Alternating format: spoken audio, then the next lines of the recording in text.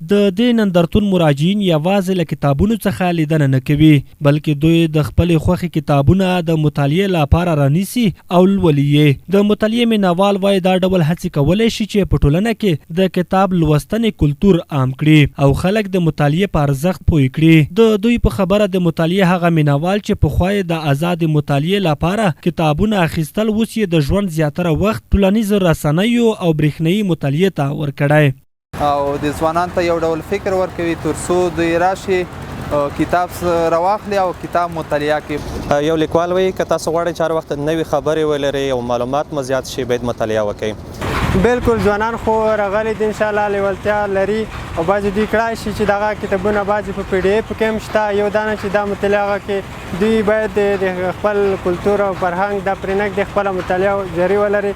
د خوست اطلاعات او فرهنګ ریاست مسؤلین وایي د دغه ډول کتابونو له نندرتونونو څخه یې موخه د ځوانانو ترمنځ د مطالعې دود عام کول دي.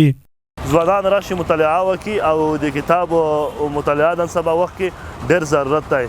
که څه هم په اوسني وخت کې د کتاب مطالعه ډېره کمه شوې ده او ټوله زمانه نن سبا فیسبوک او میډیا یعنی ټیک ټاک ته مخه کړې ده.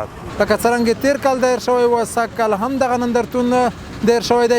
په راتلونکي کې به انشاءالله هڅه کوو چې که زیات نه په کال کې خو یو ځل د کتابونو نندرتون جوړ کړی شي.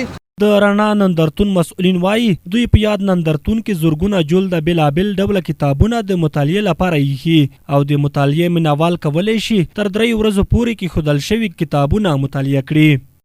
تیر ځل موږ 10,000 کتابونه راوړي وو چې خواوشا 6,000 وپلورل شول. دا ځل موږ هم 10,000 کتابونه راوړي دي چې بېلابېل کتابونه دي د تاریخ په اړه دي د جغرافیې عموما د روانپوهنې په اړه دي ناولې دي دینی کتابونه دي موږ راوړي دي. تیر ځل د خوست ځوانانو ډېره ښه علاقه او خو د ډلې نندرتون ته راغله. انشاءالله دا نن خو لومړۍ ورځ ده تاسو خپله ګورئ چې ډېر خلک راغلي دي د کتابو نندارې ته کتابونه اخلي او لولي یې. په خوست کې ډېری وخت کتاب پلورونکي د ټولنیزو رسنیو د ډېر استعمال له امله اندېښنه ښایي چې ګواکې د ټولنیزو رسنیو ډېر استعمال یې د دوی پر کاروبار منفي تاثیر لرلی دی.